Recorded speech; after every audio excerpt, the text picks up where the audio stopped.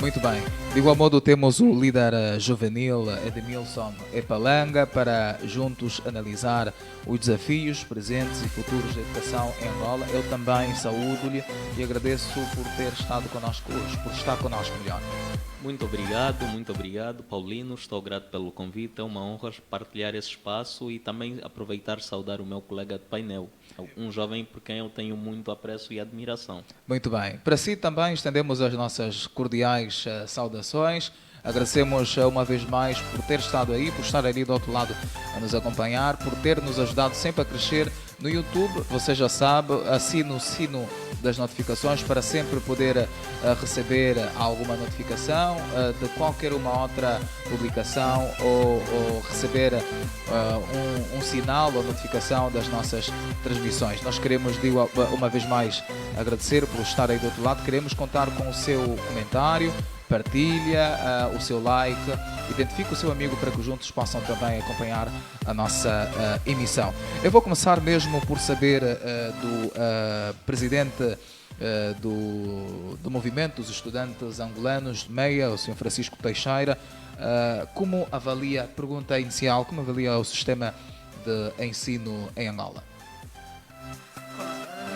Uma pergunta bastante pertinente.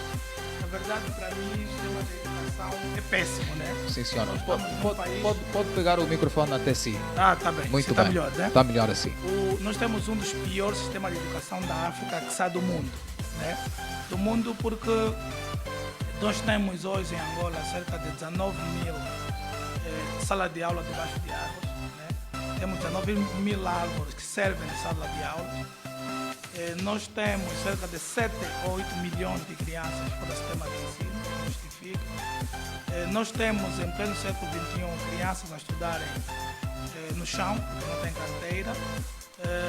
Temos as crianças a estudarem das 7 até 12 horas sem um copo d'água, sem a merenda escolar. Não há merenda escolar? Não, isso é um caso que não há. A lei é muito clara, diz que da primeira à sexta classe, todas as responsabilidades dos estudantes é do Estado, desde o material didático, alimentação, o vestuário, assistência médica, artigo 13 da Lei de Base de Educação. Mas o governo furta-se de assumir sua responsabilidade, não dá merenda às crianças, não dá água, não dá quadro, não dá giz. E o que é mais grave, né? O governo, hoje, 70% das escolas públicas não têm quarto de banho funcionais. Isso faz com que as crianças acabam fazendo-se xixi nas calças. Algumas vezes têm que percorrer quilômetros a pé para fazer necessidades fora da escola. Mas isto está a se referir a escolas públicas ou privadas? Estou a falar das escolas públicas, porque as escolas privadas não têm esse problema, porque é a escola da elite, né? Onde estudam filhos dos governantes, ali não temos esses problemas. Mas estamos a falar do ensino público, que é o cartão de visita de qualquer país. E temos a questão das crianças, como eu vi recentemente aqui na Escola da Vida Pacífica, vi também nas escolas do Zango e algumas escolas de Cacoaco, em que as professoras, por vezes, por pena das crianças, por algum sentimento, colocam um balde no corredor onde as crianças fazem xixi, que é uma situação totalmente arrepiante, vergonhosa e humilhante. Então, juntando a esses factos todos, nós temos dito que nós temos um péssimo ensino público, faz-se tanto investimento, né? Recentemente o Estado disponibilizou cerca de 4 bilhões de kwanzas para a aquisição de carteiras. Infelizmente, essas carteiras ninguém sabe onde foram parar. Nós abrimos processo contra a Ministra da Educação. Desde que escrevemos a PGR, já vai 5 meses, a PGR nem sequer nos respondeu, nem sequer nos diz se está a investigar ou não. O que é certo é que os 4 mil milhões desapareceram e as crianças continuam a sentar no chão.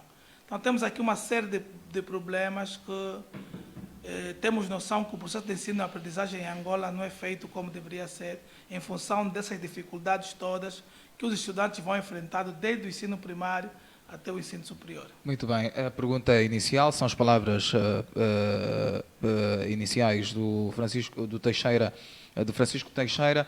Eu vou para o Edmilson Epalanga. Coaduna com a opinião do Teixeira, qual é a sua avaliação sobre o sistema de ensino em Angola? Sim, eu estou no mesmo diapasão e não só por estar, e trazemos aqui referências. Basta nós olharmos para o Índice de Desenvolvimento Humano, o IDH, que tem na sua composição, na sua fórmula, uma das variáveis que é a questão da educação.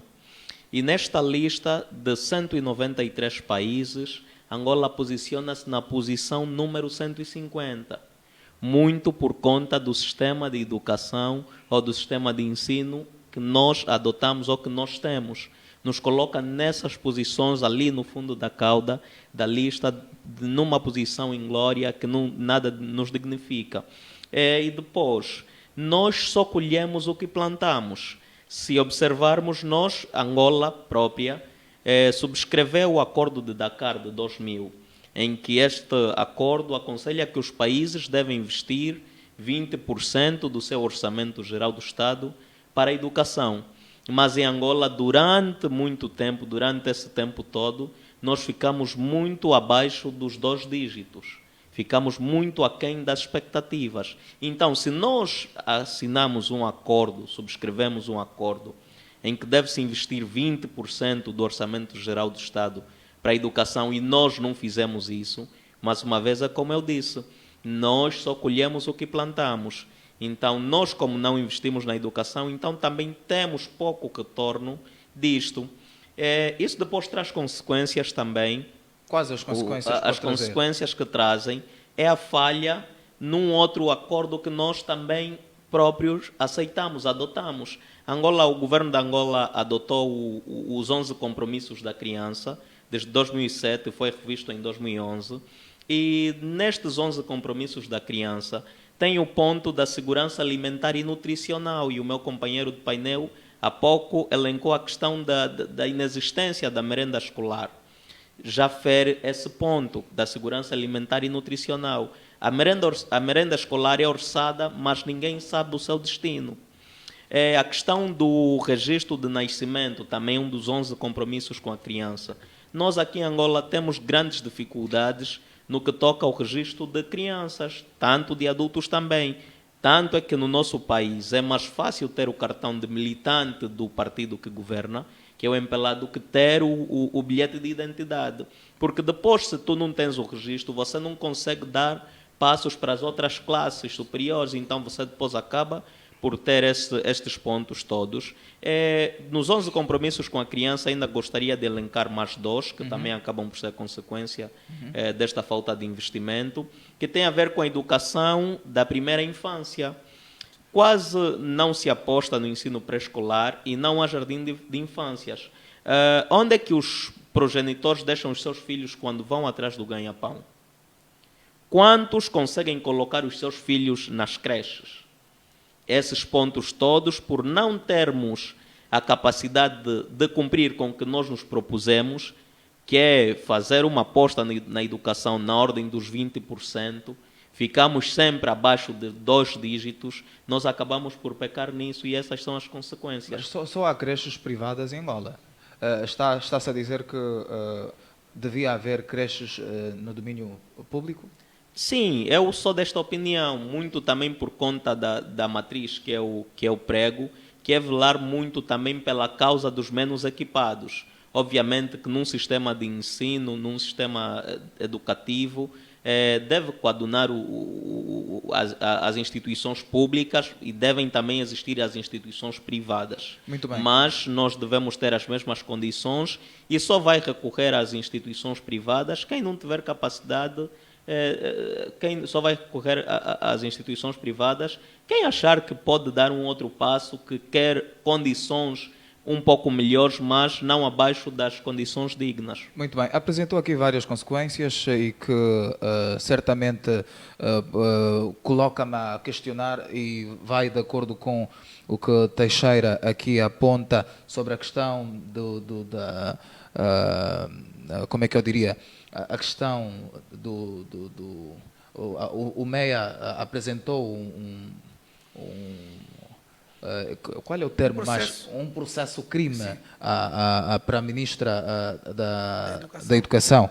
A pergunta que se coloca é: o Presidente da República tem noção destas coisas, está informado sobre tudo o que acontece, falou de uma soma avultada de valores que devia ser subvertido à compra de carteiras, não aconteceu, levando aqui questões que são consequências vastas, que afetam muito o sistema de ensino.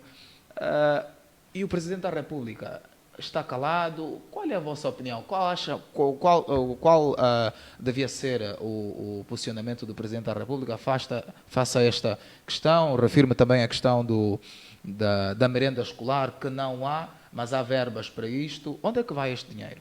Olha, antes de responder à tua questão, eu gostaria só de endireitar um pouco aí alguma coisinha.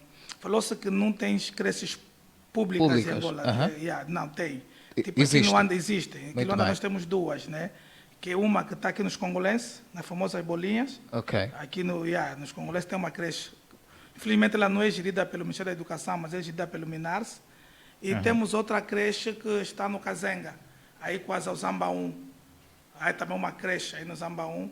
No Zamba 1 mesmo, tem uma creche também do MINARS. Muito bem. Então, temos infelizmente só duas creches. Mas é suficiente uma Luanda como esta? Estão a brincar, isso até não é para nós discutir, estão brincalhões.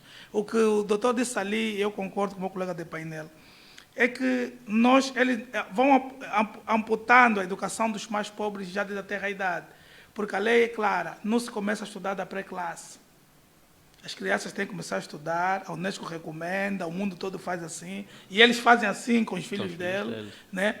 As crianças têm que começar a estudar a partir dos 3 meses de vida. A partir aonde? Nos jardins e em creche.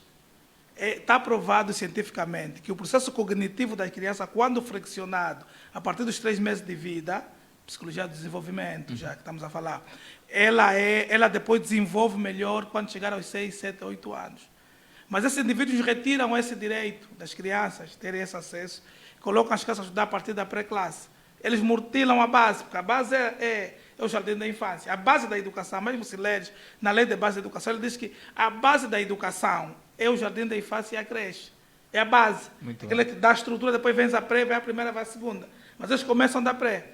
Agora, a questão que coloca, que eu acho sempre muito pertinente, eu tenho um outro sentimento quanto ao Presidente da República. Eu tive felicidade de estar 2 vezes com o Presidente da República, e nas 2 vezes coloquei a questão da merenda, coloquei a questão das carteiras, coloquei a questão... Fica a impressão que ele tinha alguma sensibilidade para questões da educação, né? Porque das 2 vezes que conversamos, permitiu que eu falasse o tempo necessário.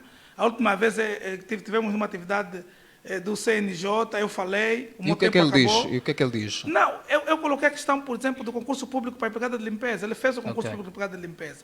Não fez no número que gostaríamos de ter. E nós também alertamos que 3%, que o concurso público que o Presidente orientou, aquele número de 1.000 e tal, só para Luanda não cobriria aí 80% nem 90%, cobriu aí 30%. Quanto à merenda, o que é que o Presidente diz? Não, quanto à merenda disse que ia fazer, mas não executou. Não executou. Agora, da merenda é outra coisa que eu acho que é estupidez, né? Estupidez dos governantes, isso me deixa bem indignado. O Estado disponibiliza mensalmente em todos os municípios, esse valor é uniforme, 3 milhões de kwanza para cada município. É das piores estupidezes, né? Um município como Kazenga, um município como Benguela, um município como Ambo, estou falando dos municípios, mensal, com 3 milhões você vai comprar quê com essa inflação para dar nas crianças? Em todas as escolas, por exemplo, num município como Cacoaco. Você vai sustentar quê com 3 milhões? Aqueles 3 milhões acaba ficando com quem? Com os administradores. Porque eles sentem que com 3 milhões não conseguem avançar, também não conseguem fazer nada e fica com ela. Tirando o administrador do Cacoaco, que pega aquele dinheiro e dá sopa solidária, parece que quinzenalmente ou semanal, o resto ninguém justifica onde vai aquele dinheiro. Outro problema, esse dinheiro não é gerido pelo Ministério da Educação, é gerido pelo Ministério do quê?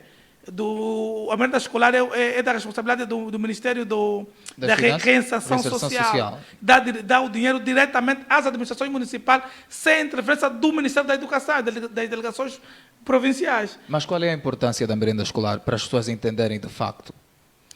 Eu penso que só pessoas irresponsáveis, como esses governantes, é que precisam que nós, enquanto adultos, lhes explicamos o que a merenda faz na vida da criança. São mesmo os governantes angolanos que nós temos que explicar todos os dias a mesma coisa, né? Uma das grandes causas das mortes de criança é a desnutrição, é a nutrição, é a falta de nutrição. E a merenda escolar deveria cobrir todo esse cenário, né? Além de motivar as crianças a ir para a escola, porque as crianças muitas vezes em zonas rurais desistem por causa da fome, porque também não é justo você colocar uma criança das 7 até 12 horas sem dar absolutamente nada. Isso podia ser uma mola impulsionadora para levá-los à escola, e também deveria ser outra mola para suprir as insuficiências das famílias, porque o Estado devia assumir o seu papel. E o Estado aqui não estaria a fazer favores a ninguém, porque é papel do Estado. O principal papel do Estado é garantir educação de qualidade aos seus filhos. Então, um Estado que não consegue dar educação aos seus filhos é um Estado marginal, né? Tipo hoje nós estamos andando nas escolas, hoje eu estou andando nas escolas e a denunciar, né? Porque o Ministério do Ensino, o Ministério da Energia e Água, por estupidez, né? Acho que isso não tem nome, desligou energia e água de várias escolas públicas, alegando que as escolas têm dívida. São situações que eu não, quer dizer, não, que um indivíduo, do ponto, quer dizer, na sua saúde mental normal, não pode aceitar isso. E eu fiquei a refletir essa semana durante 48 horas, para entender por que o ministro da Energia e Água mandou cortar a energia nas escolas. Água. Para entender por que o diretor da IDEL, o indivíduo adulto, estudado, o diretor da ENDE, né, desliga a energia da escola pública por falta de dívidas. Quer dizer, o indivíduo só mesmo no posto de uma escola onde estuda a criança, você vê a irracionalidade das pessoas, né, e desliga a energia, desliga a água, porque entende que o Estado, que a escola deve o Estado. E eu pergunto, né, o ministro da Energia e Água precisa do dinheiro da escola para quê? Quer comprar pneu do carro, quero meter combustível, quero comprar mais um carro. Mas isso aconteceu em que escola? Não, estou a falar das escolas, estou a falar da escola do José Beirão, em Viana. Estou a falar da escola Ana Paula, no Cazenga. Estou a falar da escola Amarela, no Zango. Estou a falar de N escola. E o processo é esse. Mas que o senhor ministro da Energia e Água, né, da Energia e Água, quer dizer, perde, deixando as crianças estudarem. E eu faço um apelo aqui no podcast para pedir ao senhor ministro Batista Borges, por favor, vai religar a energia nas escolas em que desligou, vai religar a água, encontra um outro mecanismo para pressionar quem deveria pagar o dinheiro da água, dinheiro da ideia, da energia. Porque vocês já tiraram as crianças as carteiras, já tiraram a merenda, já tiraram os quadros, já sentam no chão. Quer dizer, não tem segurança, não tem quarto de banho. Quer dizer, vocês estão a tirar mais energia e água. Quer dizer, é um ato... quer dizer, o que o senhor ministro da Energia e Água e seus auxiliares, né, os seus acólitos, o seu responsável da IDEL, da ENDE, o responsável da IPAL fizeram, é um ato de autêntico terrorismo. Eles são terroristas. Muito bem. Sim. Passou a ideia. Edmilson, eu não consigo dizer quem é o autor desta frase. O Estado só não aposta na educação porque a educação derruba o Estado. Concorda? Sim. Concordo. Quer comentar sobre isto? Sim, concordo perfeitamente. É só nós vermos que as grandes transformações no mundo têm na sua base a questão da educação. Não lembro também do momento quem é o autor desta frase que acabou de recitar, mas eu tenho uma frase em mente que diz: a educação é a arma mais poderosa que se pode usar para mudar o mundo, que é de Nelson Mandela. Muito bem. Se a educação é a arma mais poderosa que se pode usar para mudar o mundo, é porque derruba o Estado mesmo, derruba quem não faz o que devia ter feito. Por exemplo, nós temos aqui nessa sala grandes figuras. Se nós vermos, por exemplo, os pais considerados do nacionalismo angolano, nomeadamente Oden Roberto, Agostinho Neto, Jonas Savimbi, que estiveram a testas dos seus movimentos na altura da proclamação da independência, se olharmos, todos eles eram licenciados, tinham um grau acadêmico avançado, elevado. Porque a educação permite o quê? A educação te permite ter 4 pilares que são ditos fundamentais. A educação serve para aprender a conhecer, que liberta da ignorância. Porque você, quando está livre da ignorância, você desperta, você avança. Aprende a fazer, que te dá coragem de arriscar, de executar, mesmo errando, mas buscando o que é certo. Te dá também a possibilidade de aprender a conviver, o que estimula o respeito pelos outros, a fraternidade, você sentir pelo outro. E depois, finalmente, te dá a possibilidade de aprender a ser, que clarifica o papel do cidadão e o objetivo do viver. Quando você tem educação, você entende que é cidadão. E quando você é cidadão, você entende que você é partícipe, que você tem de dar o teu contributo, que você deve dar a tua voz, você deve fazer-se ouvir. Ali onde estiver mal, deves dizer que isso está mal. E ninguém te pode dizer que você não pode falar de política e você não pode participar da política.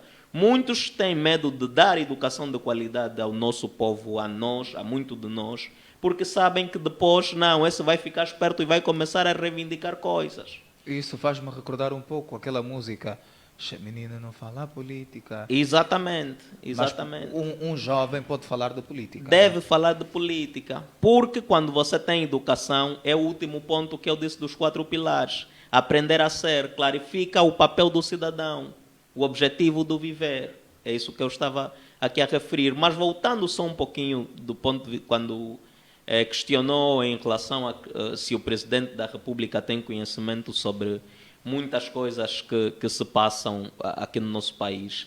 Eu não tenho dúvidas nenhuma de que o senhor Presidente da República tem conhecimento.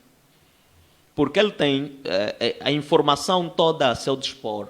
Se eu que sou um jovem, um cidadão, com pouco de disponibilidade de informação em relação a ele, tenho conhecimento, nós aqui, quem nos acompanha, acha que ele não tem. Mas e é só depois, por que razão? Não? E é só depois nós vermos como é que o Presidente, às vezes, há situações em que nós achamos, não, isso está a acontecer, provavelmente o Presidente não tem conhecimento. Mas quando aparece em esta pública, ele faz sátira daquelas situações. Comenta aquelas situações, de maneira... Não encontro palavras até para descrever como é que tem agido o senhor. Mas faz pouco. Vamos devia só fazer voltar. mais. Muito mais. Por ser presidente, devia fazer mesmo muito mais. Tem essa obrigação. Vamos só voltar aqui a um caso que foi muito mediatizado, que duvido que o senhor presidente não se tenha percebido, que foi do professor Diavova, que é o Diavava, Coronel Bernardo, eu conheço mais assim, pegou em crianças, agastado por ver as crianças a não terem onde sentar, a não terem uma carteira, pegou as crianças e foi fazer uma manifestação até ao governo, à administração municipal. Foi preso, teve processo, ficou suspenso. Acreditamos que o senhor presidente não se apercebeu dessa situação. E como essa, muitas outras. Eu não sou daquelas pessoas que procuram ilibar, dizer que não, o presidente tem maus conselheiros, porque muitas vezes vemos o presidente a sair e ele próprio a dar maus conselhos, a responder mal certas situações. Então não acredito que seja a inocência por parte dele ou que ele não tenha conhecimento de tudo o que se passa. Muito bem. Vamos então avançar. A questão seguinte é para o Francisco Teixeira, para saber de facto por que razão os filhos dos verdadeiros ricos em Angola, não sei se há ou não há, os filhos dos verdadeiros ricos em Angola não se formam aqui no país. Não, a educação é uma luta de classes. Muito bem. E a classe dominante nunca vai criar condições iguais para a classe dominada. A classe dominada tem que lutar para ter as mesmas condições que a classe dominante. E é o que se passa aqui. A classe dominante, a elite política, criou 2 Angolas. Uma Angola deles, onde tem tudo, e uma Angola nossa, onde não tem quase nada. Então, eles têm noção das insuficiências da nossa educação. Eles sabem que as escolas não têm carteira. Eles sabem que as escolas não têm merenda. Eles sabem que as crianças têm que percorrer longos caminhos para chegar à escola. Ele tem noção que com essas condições todas que eles criaram, o processo de ensino e aprendizagem não é feito como deve ser. Então eles criaram o ensino privado, o ensino deles, que no fundo eles são os próprios donos das próprias universidades e do próprio ensino privado.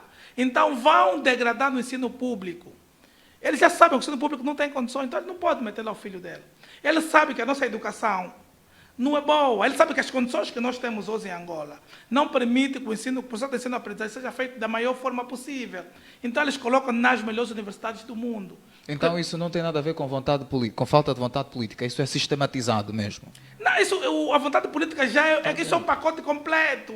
Isso não é o problema da ministra da Educação. Esse é o problema da elite, é o problema dos governantes, é o problema do sistema político. Você não vai dizer que é o problema da ministra, não vai dizer que é o problema da delegada provincial, não. É o sistema político, é a elite política. E é assim em todo mundo. Agora, nós jovens, pobres, que nos sentimos prejudicados, faça essa injustiça, nós precisamos de nos unir e lutar. Porque nada é dado de mão beijada. Porque é que nós muitas vezes queremos ficar sentados. Eu espero que os maldosos nos deem escola com carteira, nos deem condições nas escolas públicas. Não, nós precisamos de lutar. Nós temos que resgatar a justiça. Mas como é que será feito este resgate, esta luta? Porque há jovens que pouco têm noção, né? Está-se a falar desse sistema débil de educação, há muitos jovens que sabem pouco das coisas. Como é que vai ser efetivado este... Não, essa iniciativa vossa é uma iniciativa 1000. É uma das grandes iniciativas, é uma das formas, né, de elucidar as pessoas, de levar informação às pessoas. E vocês estão de parabéns por essa iniciativa, já que estamos no mês da juventude. E fico feliz em saber que esse programa é comandado por jovens e jovens angolanos, né? E também isso vem já descaracterizar aquilo que as pessoas têm dito, que o jovem angolano não pensa, o jovem angolano é preguiçoso. Não é verdade. Vocês estão a levar esse projeto e é com muita qualidade, porque eu acompanho.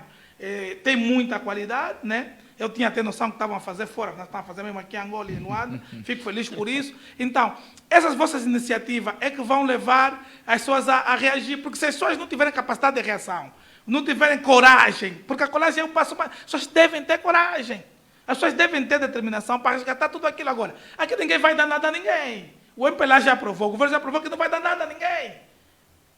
O espaço público, o espaço conquistas, e a conquista é pela força, pela coragem. Você não pode ficar na tua casa, né, à espera que o governo ganhe a consciência. Então, o governo que está a cortar energia para as crianças, está a cortar a água das crianças, você vai esperar que esse governo te crie condições para você viver com dignidade? Você acredita nisso?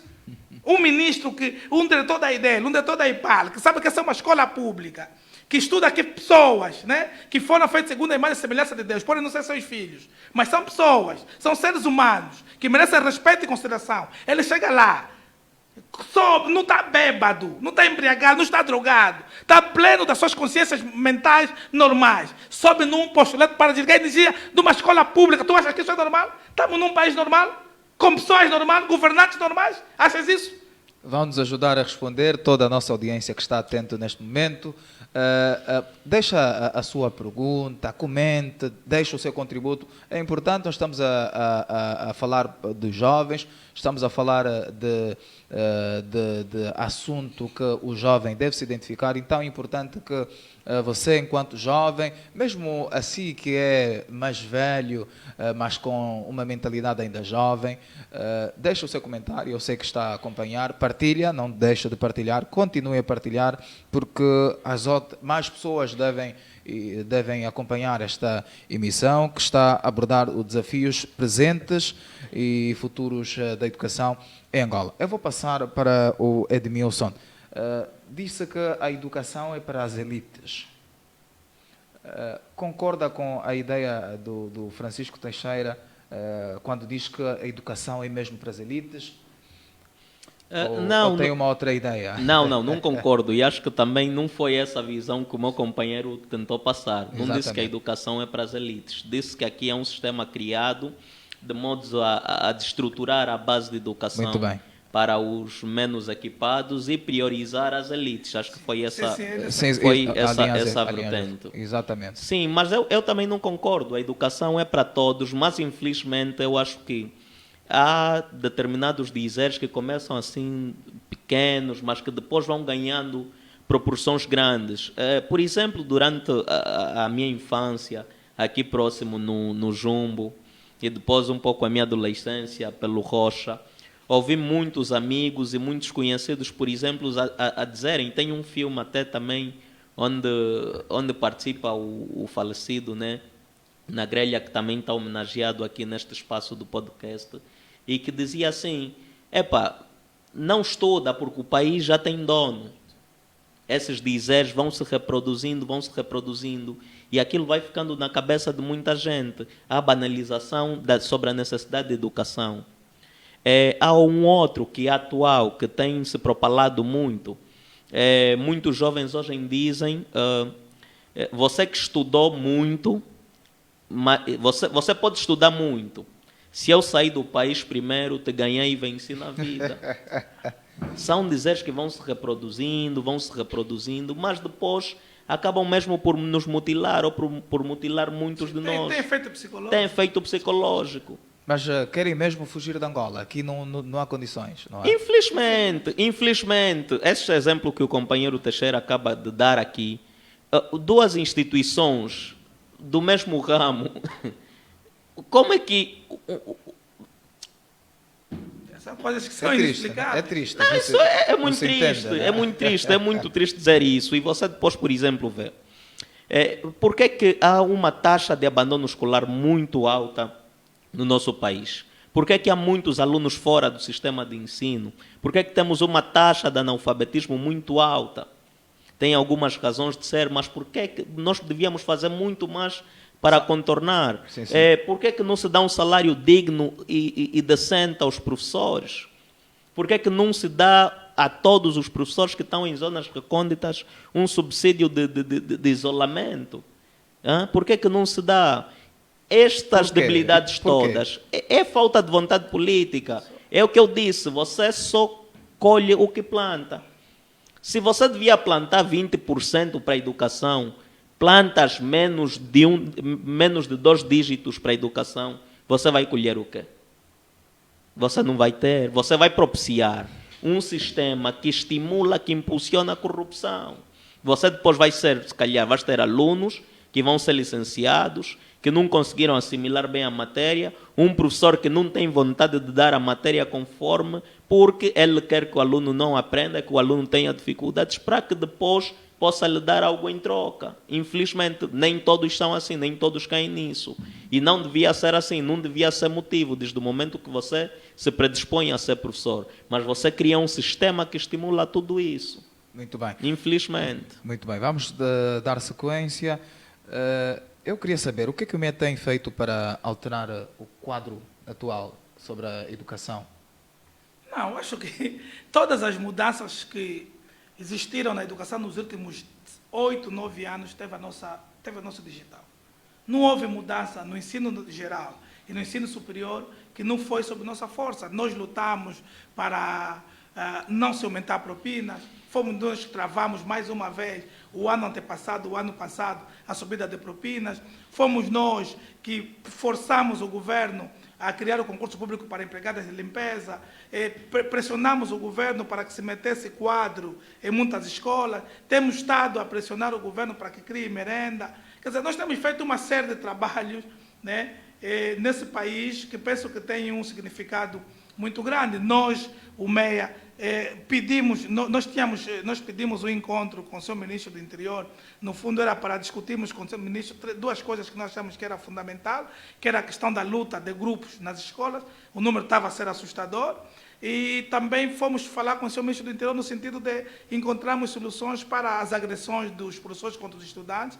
Havia muita violação dos professores contra as crianças, os professores estavam a violar muito as crianças, e o seu ministro, por acaso, aí teve que parabenizar o ministro do Interior, porque criou, 2 semanas depois de nós ter reunido, voltou a criar a Brigada Escolar. Hoje a Brigada Escolar é um facto, fomos nós que pedimos ao seu ministro que havia necessidade, face ao contexto do regresso da Brigada Escolar. O seu ministro do Interior também ajudou-nos a criar uma brigada de combate e investigação à pedofilia dentro das escolas, combate a professores pedófilos. Essa brigada existe, nós temos trabalhado com eles, eles têm feito investigação, temos levado denúncias de estudantes que sentem-se assediadas, crianças que sentem que foram violadas. Tem um departamento que o ministro criou e o pessoal do SIC tem dado acompanhamento, que era o senhor diretor-geral e o adjunto, e nós temos combatido a violação nas escolas com muita intensidade, porque havia professores a se envolver com miúdas de 9, 10, 11 anos, que nós condenávamos, e aqui parabenizar o Ministério do Interior por essa iniciativa, né, por a pronta realização. Então, respondendo à tua questão, não há alterações na educação para positivo que não teve as nossas digitais.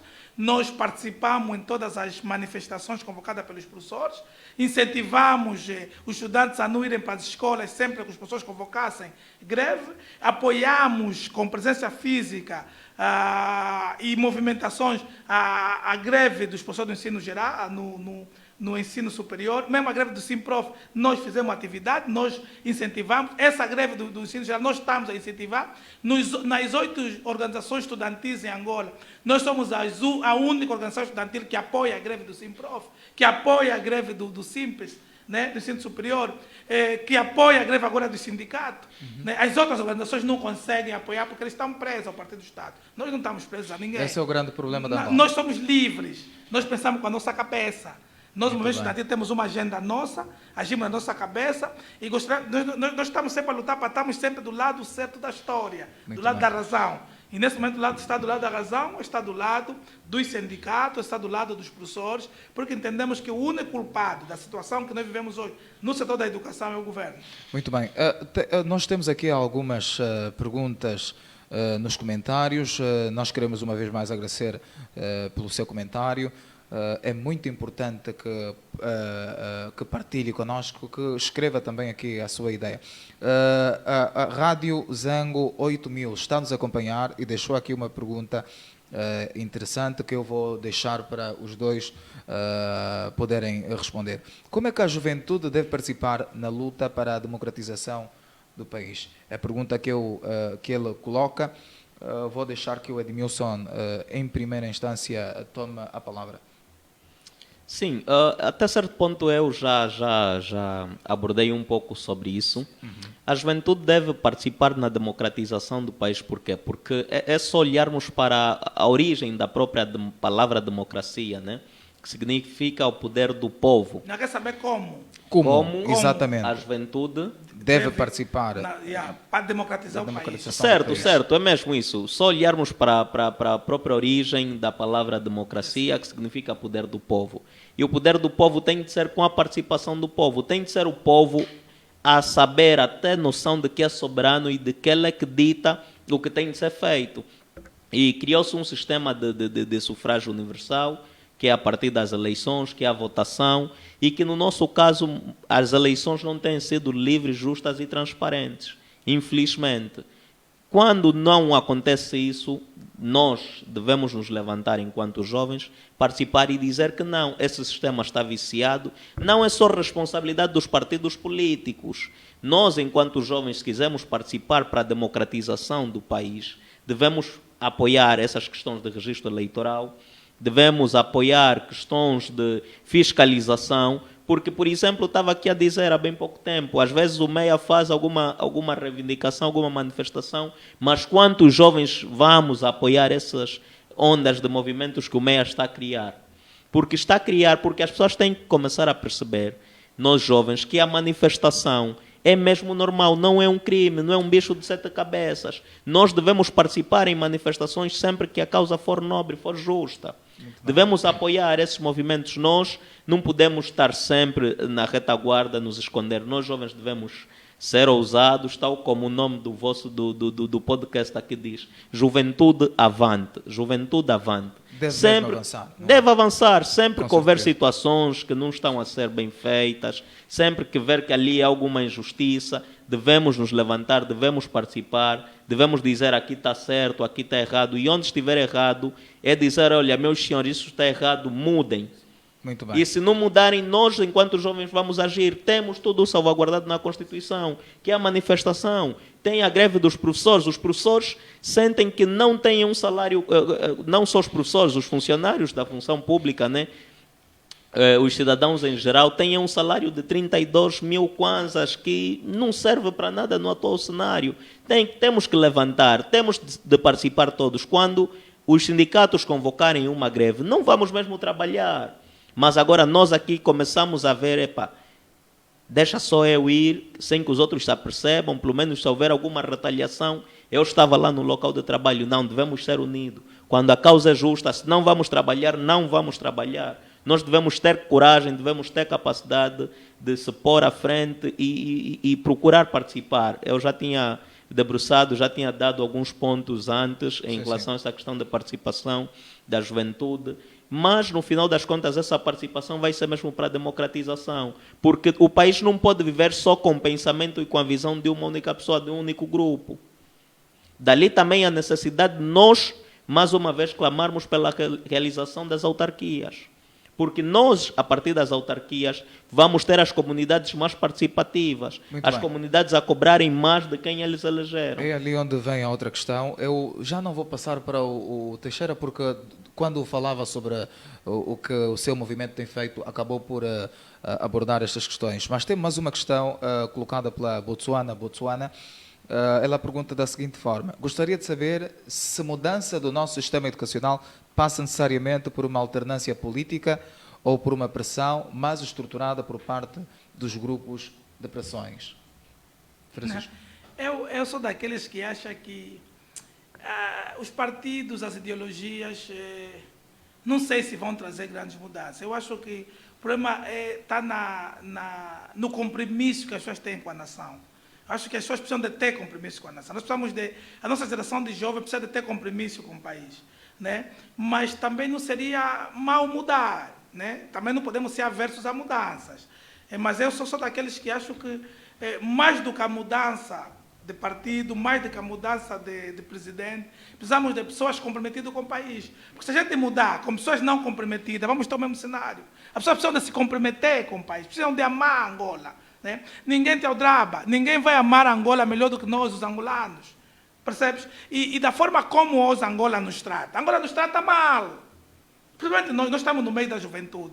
Angola não é, essa pátria, não é útil para nós jovens. Como é que uma pátria é injusta para os seus filhos? Por que que os estrangeiros chegam aqui e conseguem ficar do ponto de vista de finança, do ponto de vista material, e nós jovens não conseguimos se afirmar do ponto de vista material? Como é que uma pátria alimenta os vizinhos, alimenta os enteados, alimenta os primos, alimenta não sei o quê, mas os seus filhos ele alimenta-los mal? Por que que nós jovens vivemos mal no nosso país e os estrangeiros conseguem se afirmar no nosso país? Por quê? Porque os governantes dão cobertura aos estrangeiros. São eles que lhes dão as cantinas, são eles que lhes dão a proteção, são eles que lhes dão os investimentos, são eles que lhes dão os créditos. Então, juntando tudo isso, o mais importante é o amor à pátria. Nós estamos a ser governados por pessoas sem amor, por pessoas sem sensibilidade, por pessoas sem qualquer compromisso com esse país. Agora, o meu medo é, se nós trocarmos e vir pessoas com esse mesmo caráter, não fizemos nada. As pessoas precisam de amar Angola acima de tudo. Se as pessoas amarem Angola acima de tudo, para mim a mudança é bem-vinda. Agora, se nós mudar com pessoas que não estão comprometidas, como esses que estão a governar, não, esses não servem. Não servem. Então, vocês jovens, com força, você vê jovem que está a carregar 2 sacos de cerveja, a correr de um lado para o outro, a zungar. Quer dizer, força que devia ser usada na indústria, está a se usar na rua, não consegue dar emprego às pessoas, não consegue dar educação às pessoas, não consegue dar crédito às pessoas. Quer dizer, no meio da juventude, eu posso dizer aqui o governo, nós somos órfãos de um governo irresponsável, né? Nós vivemos mal, essa pátria não é justa para nós. Por isso é que você está vendo boa parte dos jovens abandonarem o país, abandonaram a pátria, está abandonando a casa da mãe, porque é uma mãe ingrata, uma mãe injusta, uma mãe que não consegue alimentar seus filhos. Ele vai buscar o filho de vizinho, lhe dá comida, vai buscar os enteados, dá comida, vai buscar o sobrinho, dá comida, mas quando chega a vez dos filhos, não tem comida. Quer dizer, estou a dizer o quê? Estou a dizer que Angola é uma parede. É uma parede. Quando o angolano bate com a mão, sai ferida, se aleja. Quando o estrangeiro bate, sai dinheiro. Isso é que temos que refletir. Por que que a pátria não é próspera para nós jovens? Como é que um país que tem riquezas todas, mas não é próspera para nós, enquanto angolanos? Por que que o estrangeiro consegue ser próspero aqui e nós não? Onde é que está o erro? Está na má governação, na falta de amor.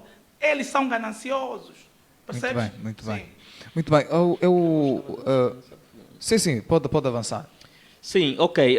Em relação à questão sobre a necessidade de alternância para melhorar o sistema de ensino e de educação, eu concordo e vou dar a minha opinião. O companheiro Teixeira está a sorrir.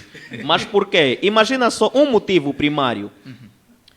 Com o atual partido no poder, nós temos uma condição. Para tu seres ministro da Educação, diretor provincial da Educação, diretor municipal da Educação, tens de ter o cartão de militante para poder ser. É o primeiro passo. É o primeiro passo. Isso é inadmissível, não se poderia aceitar. Não se olha pela competência nem pela meritocracia dos indivíduos. Por seres militante, te dão este título de diretor provincial, municipal ou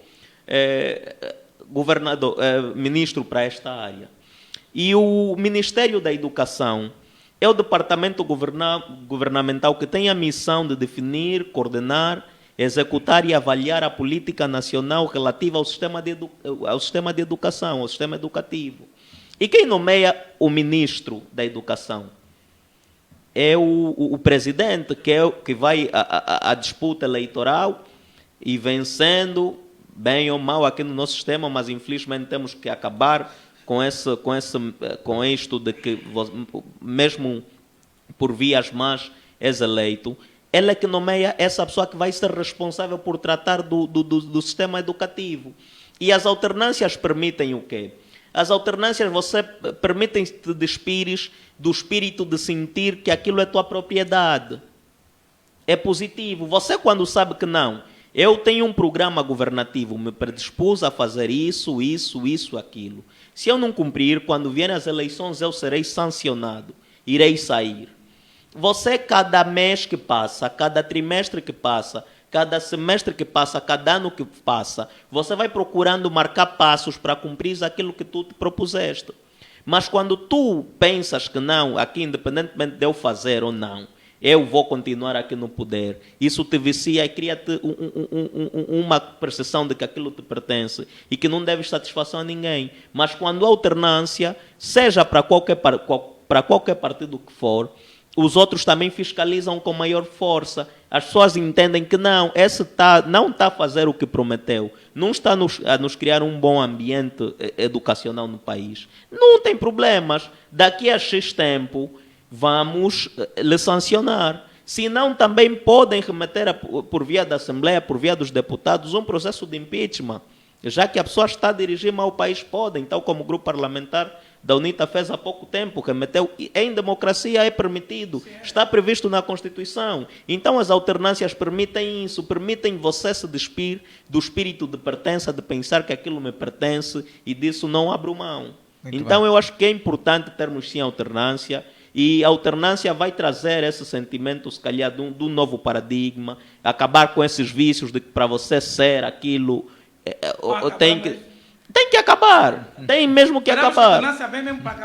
Tem mesmo que acabar. E não falo só propriamente da UNITA, não. Porque a UNITA tem dado já mostras em relação a isso. Tanto é só para vermos que nas eleições de 2022 a UNITA veio como a plataforma de frente FPU, Frente Patriótica Unida, que não tinha só militantes da UNITA para as suas listas de deputados, mas tinha membros do projeto político para já servir Angola, do Bloco Democrático, da própria UNITA e da sociedade civil, que não começou de hoje. Desde 2012 a UNITA tem tido candidatos independentes das suas listas de deputados. Isso é um bom sinal, é um bom exemplo. Tem colocado membros da sociedade civil, tinha colocado na ERCA, lugares em que tem acesso, põe pessoas independentes. Essa é a visão que nós devemos ter. Isso são indicadores positivos de que nós devemos fazer um país com todos e que a condição de ser militante não deve ser prioritária, que isso é uma condição que o atual regime impôs, que é abominável e é que retarda, é que atrasa o país. Muito bem. Consegue aqui, resumidamente, dizer, caso a UNITA, por exemplo, governa o país, qual é a sua visão em relação à educação? Resumidamente, como pretende mudar o quadro?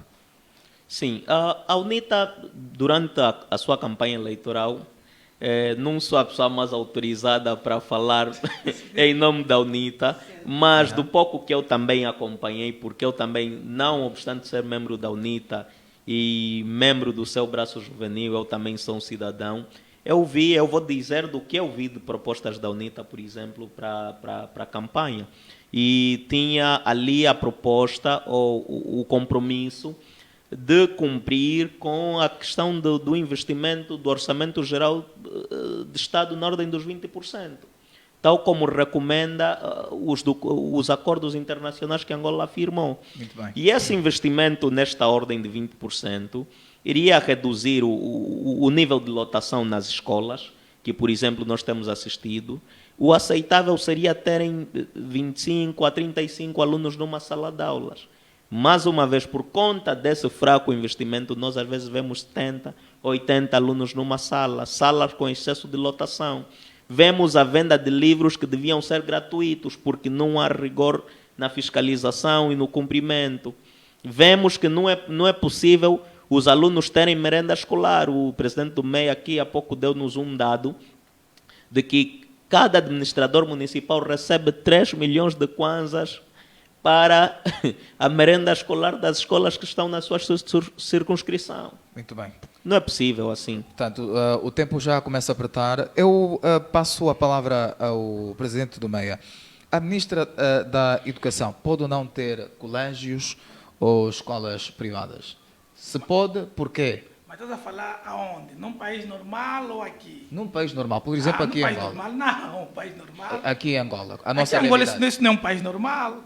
Se esse não é um país normal, é normal que ela tenha quantos for necessário. Não é um país normal. Por isso é que você viu que no Covid, como boa parte dos governantes, eles são os donos dos colégios, são donos das universidades, né? Foram reunir com o presidente da República, depois vieram com um documento a dizer que mesmo os estudantes sem estudar devem pagar 2 meses, porque os colégios tinham manutenção a fazer e obrigar as pessoas a pagar. Por quê? Porque o jogador é o árbitro, é o que está na bancada, quer dizer, o árbitro não pode ser jogador. Percebes? O que se passa aqui em Angola é que os donos dos colégios são os mesmos governantes. E eles brincam com as pessoas, quer dizer, ele nos vê tipo, nós somos brinquedos, estás a ver? Ele está a reunir aqui na greve, está a reunir como dono da universidade, né? Está a reunir como governante. Afinal, também ele é dono de uma universidade.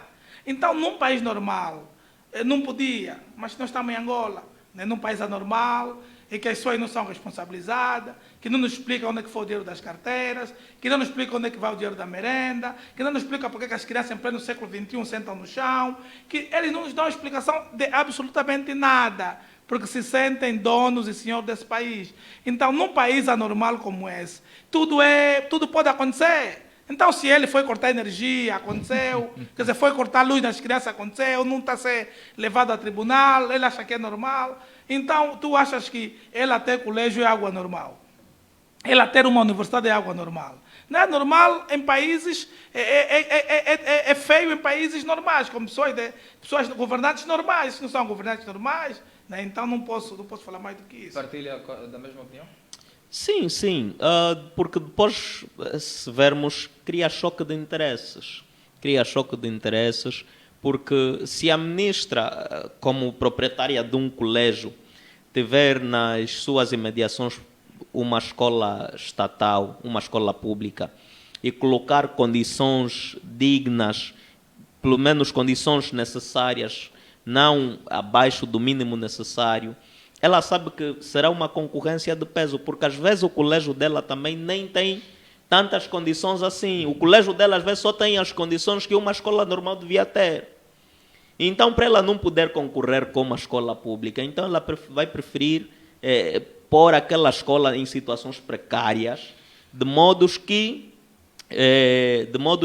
as pessoas depois possam recorrer aos seus colégios. Cria choque de papéis, cria choque de interesses, e como ela é que tem a faca e o queijo na mão, vai cortar de acordo aos seus interesses, às suas vontades, de modo a ser favorecida. Muito bem.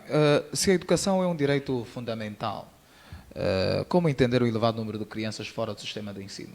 Há hoje regiões do nosso país em que nunca teve sequer uma escola pública. Há hoje regiões do país onde as crianças estudam por baixo da árvore. Como é que podemos entender com recursos elevados que nós temos, como é que se entende estes dados? Não, acho que aquelas coisas, se você refletir, né, você vai ficar maluco, porque não é normal. Você tem diamante, tem petróleo. O dado diz que em cada 10 crianças, 5 percorrem 4, 5 quilômetros para ir até uma escola. Mas o país tem diamante, tem petróleo, eles estão a comprar Lexus para os ministros, Lexus para os deputados, carro de 120 milhões de kwanzas, mas não conseguem mesmo dar escola às pessoas. São 8 milhões de crianças sem acesso à educação. E eu te pergunto, o que é que vai ser dessas crianças daqui a 10, 15, 20 anos? Vão entrar para a prostituição, vão entrar para a delinquência. Quer dizer, depois vamos dizer que esses jovens não amam o país, mas você vai amar um país que nega dar educação às crianças, nega ensinar, dar o beabá às crianças. Quer dizer, são aquelas questões que você coloca em causa a própria racionalidade da própria raça humana. Como é que pessoas chegam a ser tão maus assim? Você já imaginou se Deus dissesse que nós não morrêssemos? Se nós vamos morrer, um indivíduo tem no quintal 25 carros, mas ele sabe que vai morrer amanhã. Mal tem 300 milhões na conta, ele insiste em roubar o dinheiro do país para meter nas contas, ele enche o carro. Há governantes aqui que a rua, fechou a rua só com carros. 30 carros na garagem, 25 carros na garagem, mas ele sabe que 10, 15 anos vão morrer. Já imaginou se nós não morrêssemos? Essa gente não ia nos deixar nada. Eu já sei que vão morrer, não preciso ter 40, 50 carros, meu Deus. Então, a ganância dos líderes africanos, das governações africanas, reflete na pobreza espiritual deles. Por isso é que nós lutamos para correr com o colono. E hoje nós jovens estamos se refugiando na terra do colono. Quer dizer, os indivíduos que nós lixotamos foram embora, hoje nós estamos lá. Por quê? Porque eles têm educação, têm saúde, têm qualidade de vida, têm teatro, têm uma série de coisas. Que nós mesmo com as nossas riquezas, nós não temos. E nós nunca... Quer dizer, e você pergunta, mas esse indivíduo... Você se escuta, oh, não, mas esse estava na Inglaterra, estava nos Estados Unidos. Mas esse indivíduo vai nos Estados Unidos, vai na Inglaterra, vai no Dubai. Aprende lá o quê? Não vejam desenvolvimento. Chegam aqui e não conseguem aplicar. Não amam Angola, não tem nenhum sentimento por esse país. Para eles, Angola é um sítio para fazer só dinheiro, é um mercado, é uma lunda, a céu aberto, tiram dinheiro dele e vão para fora.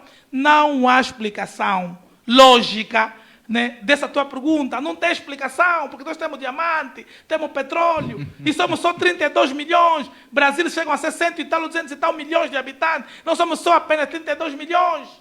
Mas qual é a explicação que você vai ter perante a ganância dessa gente? A única explicação que nós temos contra isso é ganância. São gananciosos, têm coração de pedra. Muito bem. Pode-se pensar num futuro melhor para Angola com este sistema de educação que temos hoje? Com o sistema atual fica difícil. Vamos mesmo só nos ajeitando, um vai conseguindo, outro vai conseguindo. Aquilo é como quem diz, safa-se quem puder. Com o atual sistema, safa-se quem puder. Mas nós não podemos ter um sistema assim. Nós devemos ter um sistema em que todo cidadão deve ter a possibilidade de, pelo menos, completar o ciclo de educação obrigatória. Pelo menos isso, no mínimo isso.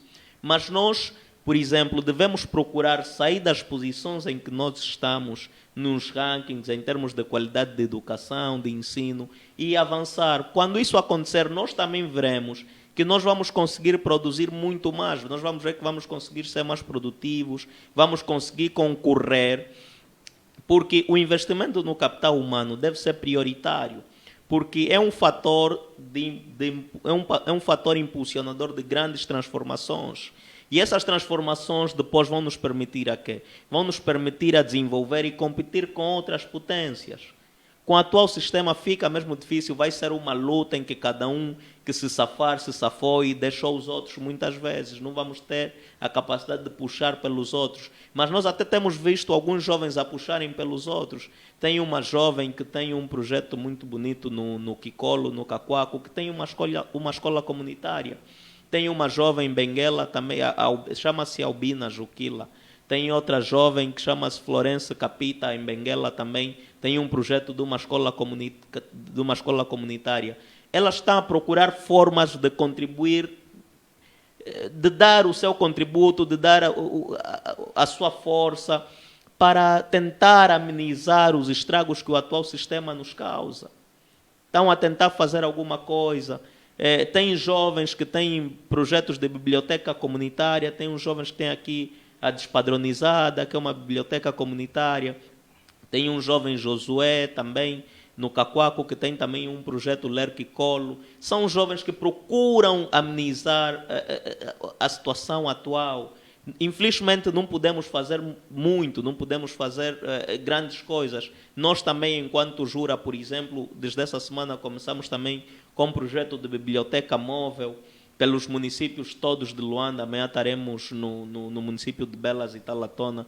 Hoje estivemos no município de Kakuaku e no município de Luanda. Isto são ações paliativas. É para tentarmos safar um pouquinho aquilo que está muito mal, porque senão entramos em colapso. Muito bem. Os desafios são vários, estamos já a encerrar mesmo. Eu queria ouvir de vós algumas palavras para os jovens que estão nos a acompanhar, que estão a perder a vontade de ficar em Angola, que estão à espera de alguma oportunidade para irem para fora. eu quero que fale para esses jovens, que os motivem, porque nós queremos avançar. Vai motivar para ficar aqui a sofrer? Motivar para mudar o quadro. Eu quero. Não, eu não posso motivar as pessoas a ficarem em Angola, né? Eu penso que não é justo, o país não está bom, as pessoas não estão a viver com dignidade.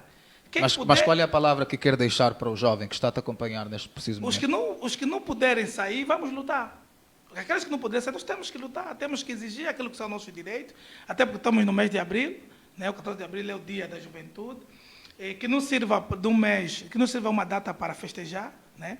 E aqui um apelo a todos os membros do MEN, não vamos festejar o 14 de abril, vamos refletir, muito bem. Porque nós somos escravos dos chineses, nós somos escravos dos oeste africanos, não se aceita que nós, no nosso país, hoje as pessoas estão a trabalhar numa cantina, jovens com físico, pagar 25 mil, 30 mil, nesses empregos dos chineses, as pessoas trabalham de domingo a domingo, das 7 às 19 horas, numa escravidão total, nós não temos futuro, e é preciso coragem, né, para continuarmos a lutar contra todos aqueles que se colocam numa posição contrária ao desenvolvimento e ao crescimento dos jovens. É o que eu peço aos jovens. O resto, não tenho moral para dizer aos jovens não saem do país, porque do jeito que está de cabeça para baixo, não consigo, não posso. Estaria a ser injusto, né, pedi-los. Eu não tenho sonho de sair, por acaso eu vou continuar aqui. Pretende ficar mesmo? Até os meus últimos dias, mas não posso exigir que as pessoas também sofram no inferno como eu estou a sofrer, porque isso é, os hospitais não funcionam, as escolas não funcionam, eles ainda de raiva, ou não sei, vão cortar mais a luz e a água das crianças. Quer dizer, quando um governante daquela dimensão como isso da energia e água, o senhor diretor da IDEL, o senhor diretor da IPAL, sem qualquer remorso, qualquer ressentimento, cortam a energia das crianças, a luz do dia, né, você percebe que você está no inferno, né? Muito bem, Edmilson, últimas palavras para os jovens. Palavras para os jovens. Hoje em dia estamos num mundo globalizado e que, se tratares todo o processo burocrático de forma legal, podes ir instalar-se num outro país. Vais num outro país, mas naquele país também tens que representar uma mais-valia. Por isso é que também te vão aceitar. E acredito que o sentimento de amor à pátria deve falar mais alto. Deve falar mais alto. Porque nós temos uma geração que muitos, às vezes, nos dias de hoje, se calhar nem respeitam como deviam respeitar, que nos legaram a independência. E se essa geração que nos legou a independência não tivesse ficado aqui para lutar, apesar de que a luta também foi feita a partir de fora, não tivesse feito ou dado o seu contributo para Angola, nós, se calhar, até hoje não teríamos a independência. Se a geração também que nos legou o multipartidarismo, a democracia, imperfeita ainda como é a nossa, não tivesse sacrificado, não tivesse dado o seu contributo, nós, se calhar, ainda teríamos um sistema de um partido único aqui no país. Mas, resumindo, nós jovens que estamos aqui devemos fazer a nossa parte, devemos contribuir. Mas quem sair, também tal como os jovens de outras gerações, na altura em que tinham o desafio do seu tempo, apesar de estarem fora, contribuíam e ajudavam a causa de Angola, a causa do país, devem continuar a fazer a mesma coisa. Vejo alguns jovens que saíram do país, mas fazem muito mais do que muitos de nós que estamos aqui. Então, é incentivar, porque Angola é a nossa casa, Angola é a nossa pátria, e nós devemos amar profundamente Angola. Aqui é o nosso país, aqui é a nossa casa, nós podemos chegar a qualquer hora, basta sermos um cidadão que ama e luta por esse país, termos nascido aqui ou termos a nacionalidade, então podemos vir e podemos nos sentir em casa, porque em casa do outro tu és mesmo um estranho na casa do outro.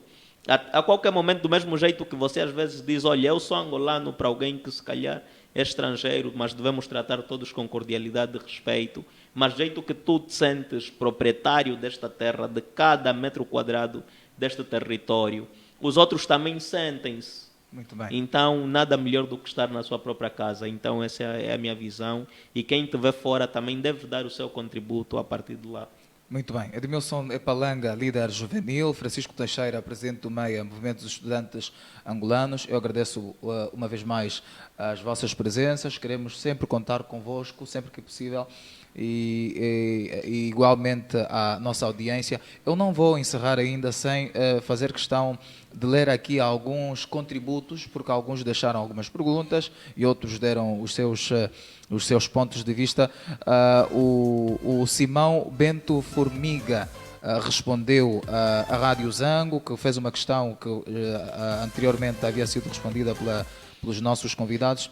A juventude tem um papel muito significativo para a democratização do país. Pelo fato de ser a força motora da sociedade, devemos exigir mais daquilo são os nossos direitos. Estou a ler aquilo que a nossa audiência escreveu: exigir a liberdade dos órgãos do Estado e, concomitantemente, pressionar o governo na tomada de decisões que visam beneficiar a todos.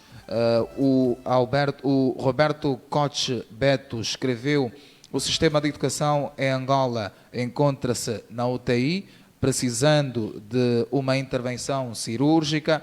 Dito de outro modo, é necessário dar a responsabilidade a quem pode e sabe como fazer. O desenvolvimento de um país passa por uma educação de qualidade.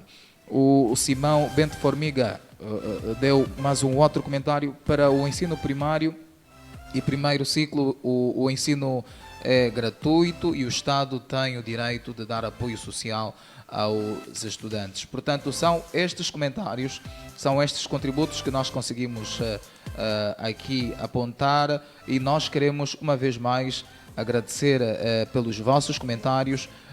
Certamente nós, nas próximas ocasiões, vamos querer contar convosco ali dentro ou fora da Angola.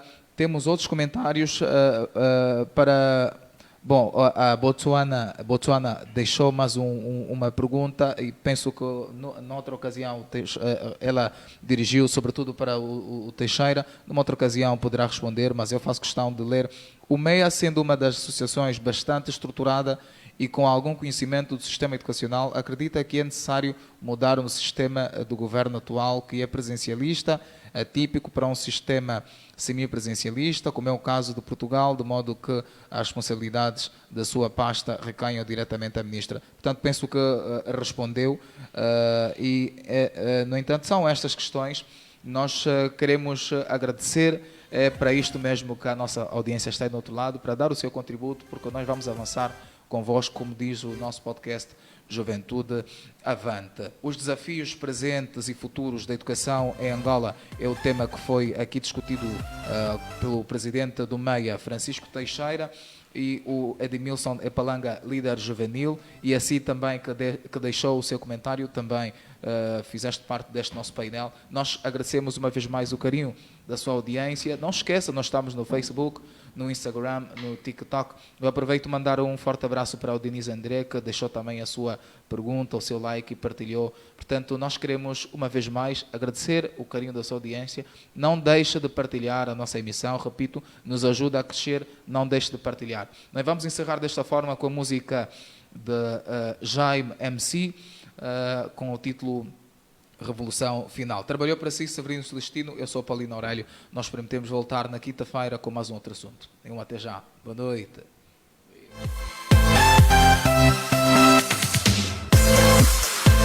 A melhor música toca aqui. A melhor música toca aqui. Angola precisa seguir em frente, sem depender desses dirigentes prepotentes, autoritários e arrogantes, que usam da força para se perpetuarem no trono. Vende a ideia farsa de que o país tem dono, esquecendo-se que o verdadeiro soberano é o povo. São perto do meu século de independência, dependendo de políticos, partidos, fanáticos. A transição não acontece, porque o poder em Angola é um negócio. A suposta Constituição Democrática é apenas uma fachada. Quem fala a verdade sofre retaliação. As liberdades são reprimidas. O povo cansado precisa assumir o seu destino através dos seus ativos e da luta não violenta, com coragem e sabedoria. Não se entende como uma juventude sendo uma maioria se conforma com esta ditadura ou tirania. Ser jovem e não ser revolucionário é uma contradição genética. A democracia que mata é apenas uma máscara estética, é cosmética. A guerra civil revelou que as armas geram violência, enquanto o sistema consolida o seu poder, matando milhões de cidadãos. O regime totalitário exige do povo uma nova forma de resistência. Ditaduras também caem com ações não violentas e persistência. Jesus ensinou a Simão Pedro a não usar a violência. Não se pode legitimar tiranos através de eleições da chacha. Gandhi defendeu a desobediência civil. Aqui não há olho por olho ou dente por dente. A transição deve levar à reconciliação nacional. Este país está farto da política do ódio. A terceira via é a solução. O povo deve ter o poder a partir do pódio. Angola mudará quando mudarmos todos. Ditaduras não caem com eleições. É hora de acordarmos do sono. Chega de esperar por políticos corruptos que só pensam em si e encher os próprios bolsos. É hora de assumir o controle da nação com luta pacífica e determinação. Chega da nação. Chega luta pacífica e determinação. O poder deve emanar do povo, com o povo e para o povo. Nós somos a força que produz a mudança. Unidos com lutas articuladas, podemos fazer a diferença. A luta pela cidadania e esconder o cidadão. É tudo para todos ou nada para ninguém. A não violência recupera a lógica da nação. Ações estruturadas e simbólicas pressionam ditaduras. Uma bandeira coletiva precisa ser definida. Greves, manifestações e boicotes revelam que nenhuma ditadura dura. No cano colonialismo caiu com vontade do povo. Água mole, pedra dura. Tanto bate até que fura. Foi assim que os nossos antepassados conquistaram a independência. Hoje é nossa missão levantar a bandeira da democracia, enquanto a juventude significa irreverência. A democracia não enche barriga, mas dá esperança de deixarmos um país justo igual para os nossos filhos. Isto exige luta articulada, com movimentos da sociedade civil bem engajados. Diante de um Estado sequestrado e vandalizado, exigimos mudança através da arte e da provocação. Manifestações pacíficas pela Constituição. Uma multidão indignada não é massa para pão, é massa para revolução. Revolução só será revolução quando virar ação. Ideias não precisam de armas, só precisam convencer o povo. É hora de ponderar o cidadão, sociedade e igrejas. Boicote aos produtos da opressão para mostrar a nossa insatisfação. A não cooperação econômica é o caminho para enfraquecer o poder dos mesquinhos. Greves pacíficas parar o país e mostrar que isso é um novo trabalho. Eles não têm raiz. Greves de fome, um ato de resistência para mostrar a nossa relutância. Pintar as paredes com frases de esperança, mostrar que a luta não violenta avança. Não obedecer leis justas, mostrar que a nossa resistência é robusta. Com coragem e determinação, vamos mostrar a nossa indignação. Bloquear vias e trancar a economia, mostrar que a ditadura não tem...